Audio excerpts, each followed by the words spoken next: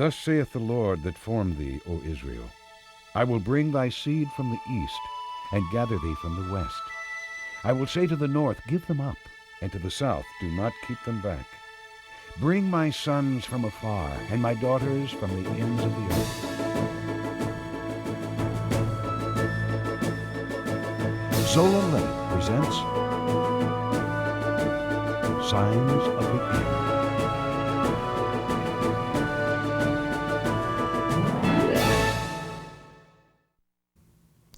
Shalom, hello again. Well, our subject, as always in this series, is Israel and its constant fulfilling of prophecy.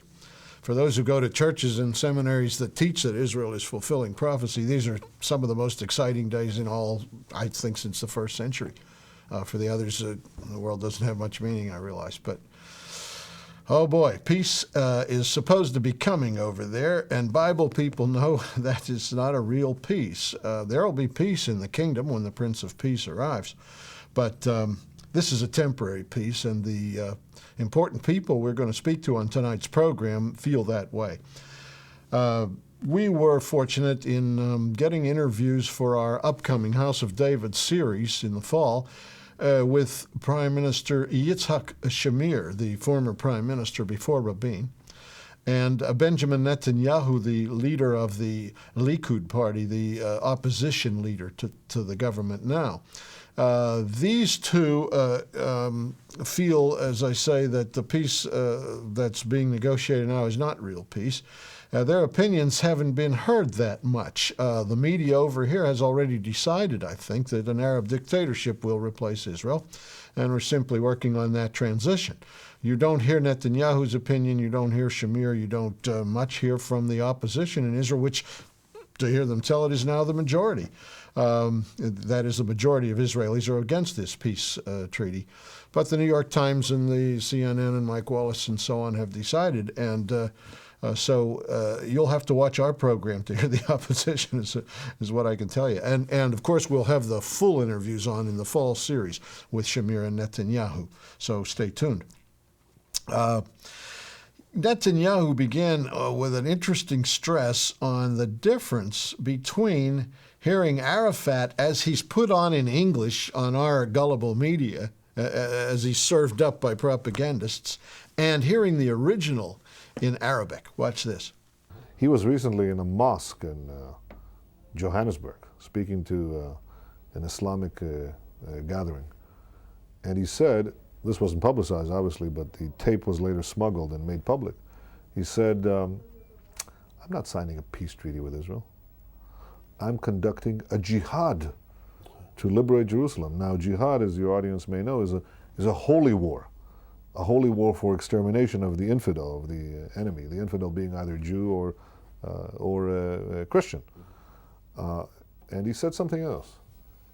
He said, all I'm doing is what the Prophet Muhammad did with the Quraysh tribe in Saudi Arabia. Now, Muhammad, many centuries ago, wanted to conquer the Arabian Peninsula. There was a particularly tough tribe called the Quraysh tribe that stood in his way, and he couldn't defeat them. Since he couldn't defeat them, he made a peace treaty with them. And 2 years later, when he gathered enough force, he tore up the peace treaty and slaughtered the entire Quraysh tribe, right to the last man, woman, and child. Arafat says, several weeks ago in Johannesburg, and just yesterday again, this is the peace of Quraysh. In other words, it's a peace merely as an interlude in a larger war and as a prelude to the war that is meant to annihilate Israel. That's not peace. So I would be very careful of calling it a peace process. It's not a peace process. Arafat himself explains it's a jihad process. It's the opposite of peace. You point out in your book that you do this demonstration, you lay out a map and you walk all over it, and this is Arab territory, and this is Arab, and this is Arab, and this is Arab. And with Israel, you can cover it with your hand or with your finger. Or with your thumb. With your thumb. It disappears. We have trouble when we put a Middle Eastern map on television because Israel is so tiny, if you want to show all the Arab holdings, that you have to color it a special way. You can't write the name in it or anything. It's too small to write the name, but you'd need an awfully large map to write Israel's name in because it's so tiny. But you know, if I were to try to give a an analogy to your audience, they all watch football games. Well, if you imagine the Arab world as a football field, Israel would fit within the goalposts at one end easily. Easily. It's very small. It's very, very small. But now we're told it should be made even smaller and indefensible, and that we should give the high ground above our cities to Yassir Arafat, George Habash, and these other wonderful folk, and trust them. Give them the high ground that controls our cities, our airfields, our industrial centers, make Israel 12, 13 miles wide, and give them the opportunity to decide whether we live or die. We're sitting in the Knesset. You are a member of this parliament. You're the leader of the opposition, as a matter of fact. Why is this government cooperating in this? What you say sounds so reasonable. Why would this government not know this? Well, no government did cooperate in this. No government did cooperate in this up till this government. There were labor governments and Likud governments and joint national unity governments, that is labor and Likud in a national unity government. All of the governments up to this one basically agreed with what I just said. They agreed that under no circumstances should we allow the Arabs to drive us back to the 67 boundaries from which they attacked us in the Six-Day War, in which we pushed back the border, because we knew that if we go back to these fragile borders, we'll have war and not peace. All previous governments said unanimously, we will not allow the establishment of a Palestinian state because we know very well that the PLO views that only as step one towards the next step, which is the destruction of a truncated Israel. What has happened with this government is that it got elected promising what I've just said. We will not talk to the PLO, we will not get off the Golan Heights, we will not allow the establishment of a Palestinian state. All this was promised in solemn pledges to the voters. Yes. As soon as the government got in, it changed its mind. It went and sought to negotiate with the PLO, promised it effectively a withdrawal to the 67 boundaries. And apparently what they're doing is shutting their eyes and saying, well, we don't care what Arafat's final goal is. We don't care that he says that he's out to conduct a jihad against us. We're going to allow him the first phase in his phase plan, stage one out of 2 stages. That is, we'll let him build his Palestinian state on top of our cities and hope for the best. Now, we were bringing the Arabs along to an understanding that they have really no war option.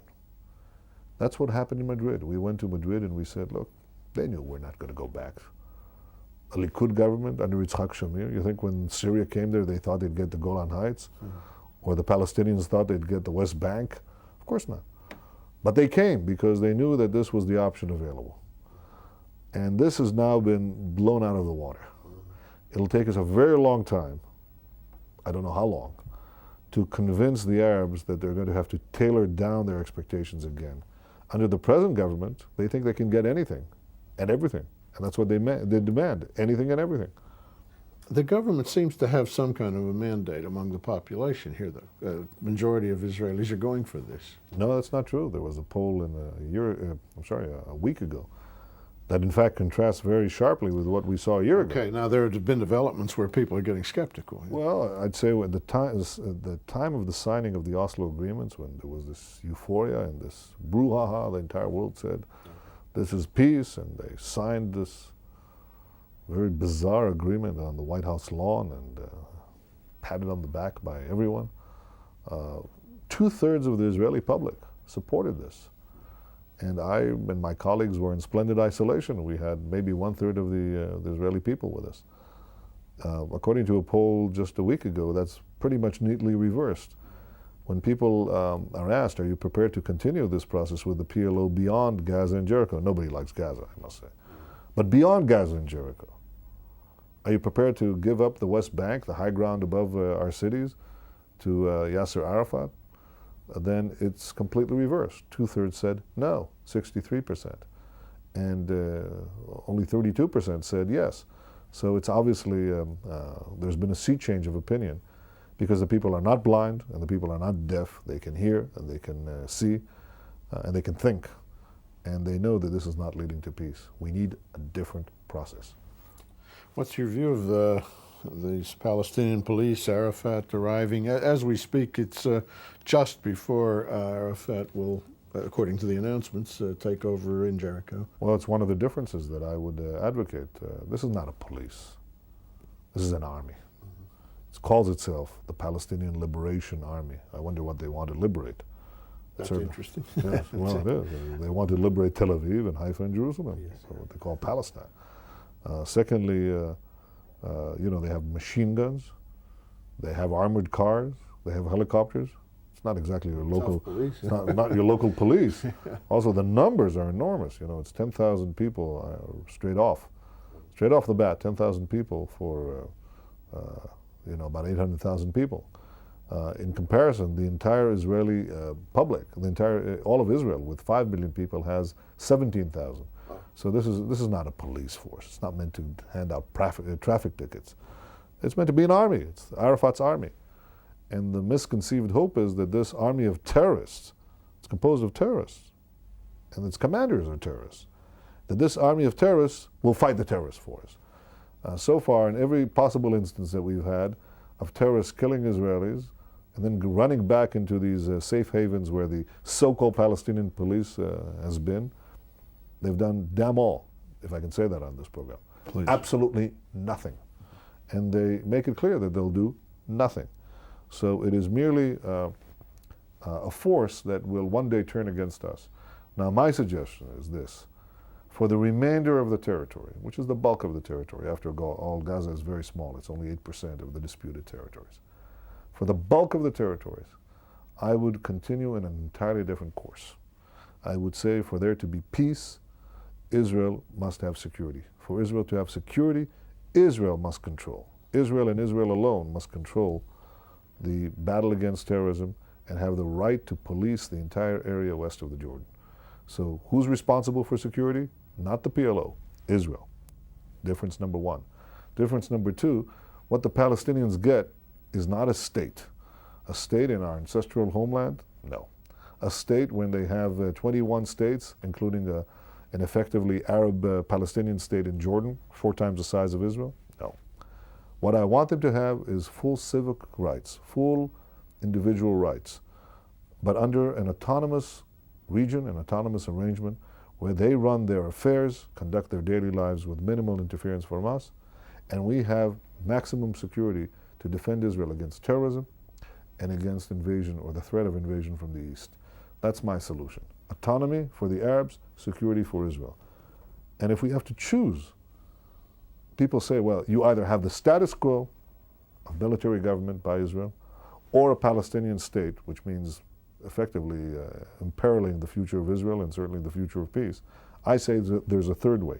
And the third way is Palestinian autonomy and Israeli security.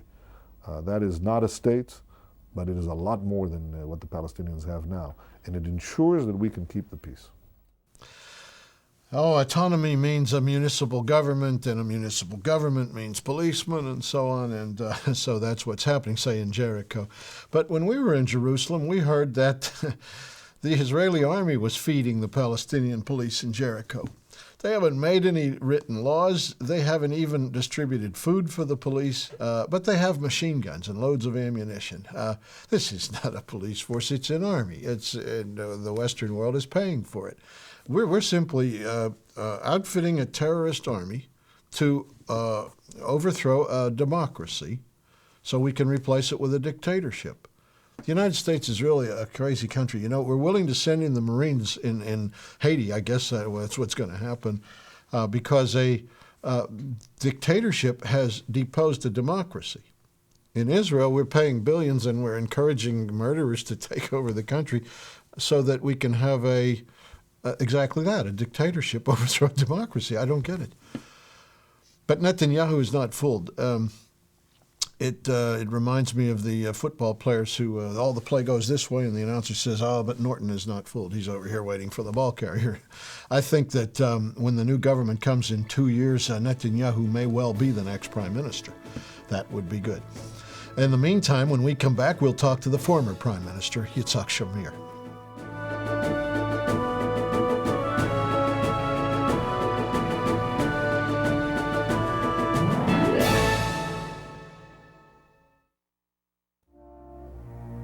The land of Israel, Israel my love, is like no other land in the world. We're bound for the promised land. We're going back to Israel. And the people who have joined us on past tours say it's an experience they will treasure for the rest of their days. I think every Christian needs to come here and just sense the same things that I guess all of them that have felt going before us, because we've heard it said that your whole life will be changed if you come to the Holy Land and you can relate more to where Jesus was in the temple and all the great and mighty things that he did. This is my second tour with Zola. The first one was in June of 1984, and it was a beautiful tour. It was so lovely, and I love Israel so much I had to come back and see it again and live it again. Come with us to Israel and walk where Jesus walked. Let us break bread together in Jerusalem.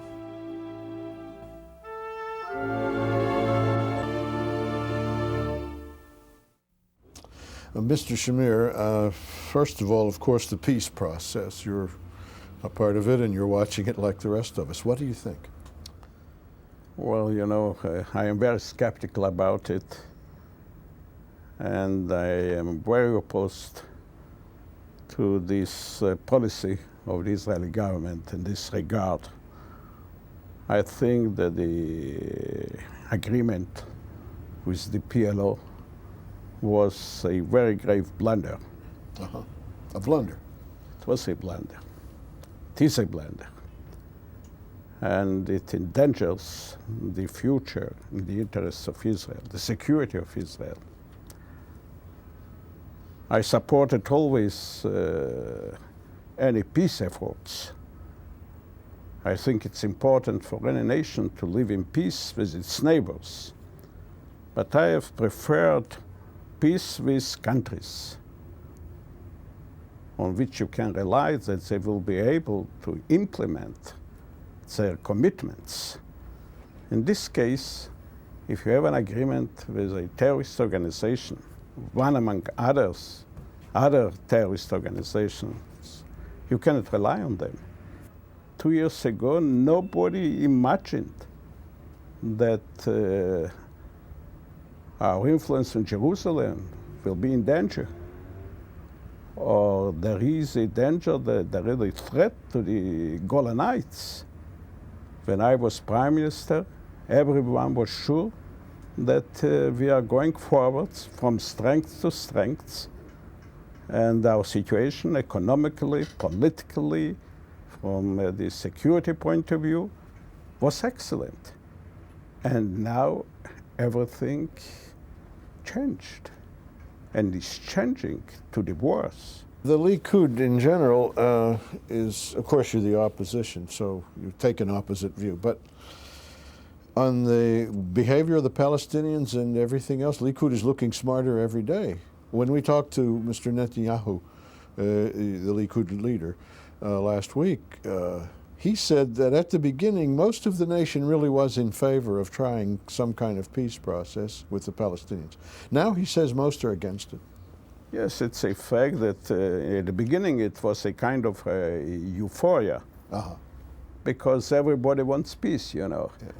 Every individual prefers to have peace for his own personal interests. That's right. But now people see that it's not so, that the situation is not like it was described a year ago or so, less than a year ago. And the public opinion, I think, is now different.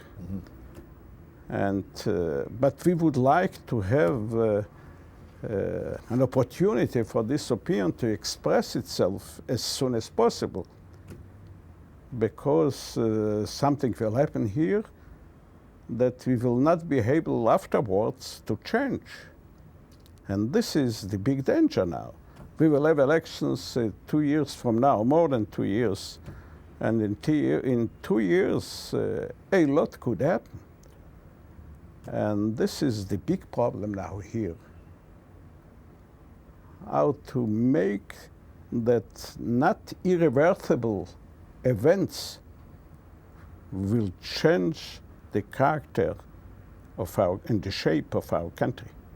Just this morning in the Jerusalem Post, I was reading about an issue in Jericho.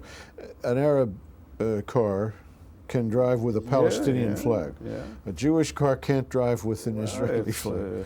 It's absurd, you know. It's impossible to accept such a reality. And I don't think it will last. I don't think it will last. Because after all, we have to take in account we are already a majority in this country. And well, all of Israel, you know, is a small country, a very small country. And I must say, this was the position of the United States, the official position, even of the United States, that wanted always to be even-handed. Yes. The position of the United States was that you cannot create two states in such a small country.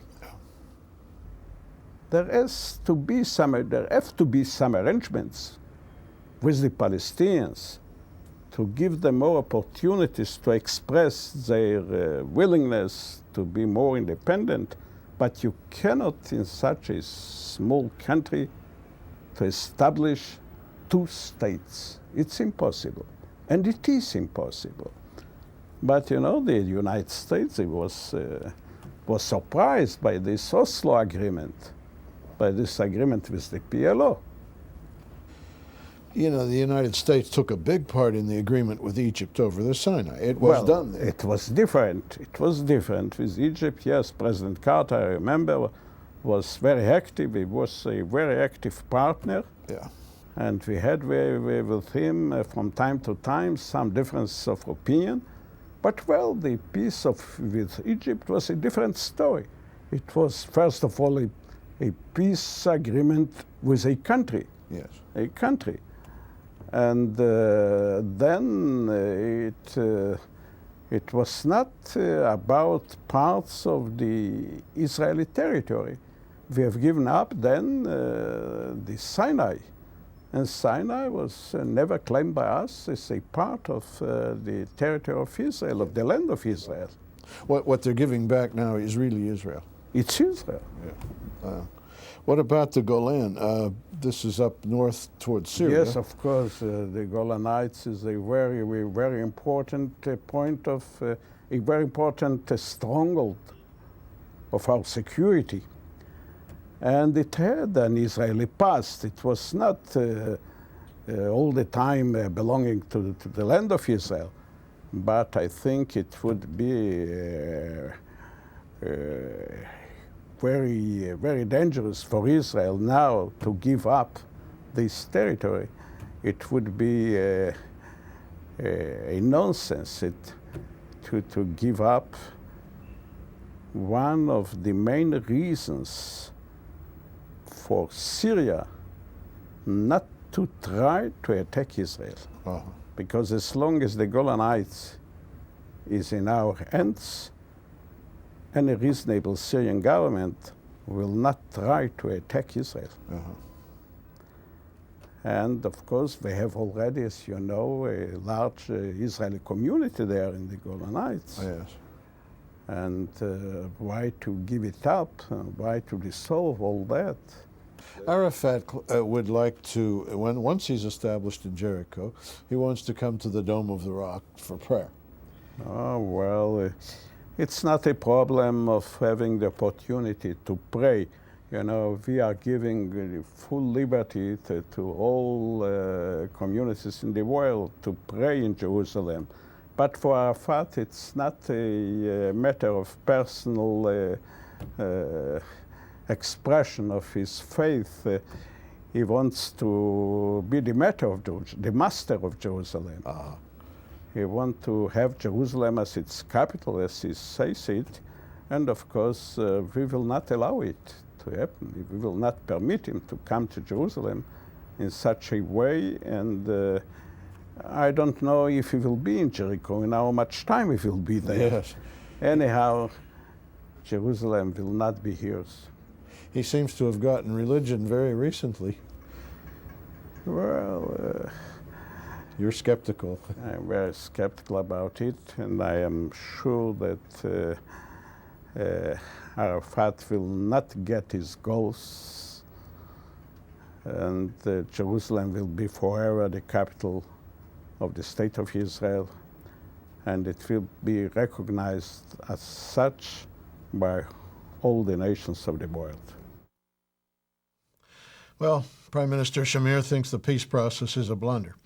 And I've said that all along for what it's worth, too. Most Bible people agree that giving away the land that God gave the Jews is simply counter to God's will. It has to be. And to make a contract with terrorists, anyone in the world should know that won't work. Arafat's not even trusted by his own lieutenants. Hannah Nashrawi, the Palestinian lady that's been spokesman for the delegation through the peace process, doesn't want him to hold the money, she says. The two of them are already tearing at the bag of money they have blackmailed out of the different nations. And there's no honor among thieves. That's all there is. With, as he pointed out, with Egypt, a peace treaty was made, but that's a going country at least. It's a government that's reasonably stable. It's an entity that's been there for a long time. But to make a agreement with a group of gangsters is patently ridiculous. Arafat wants Jerusalem now. I suppose next he'll want Europe and maybe the United States. Why not? There is no Arab connection to Jerusalem. No, not a little bit, zero. It's not mentioned in the Quran. It is not the legend that Muhammad rode his horse from Jerusalem. It doesn't say where he rode his horse from, if you like the legend.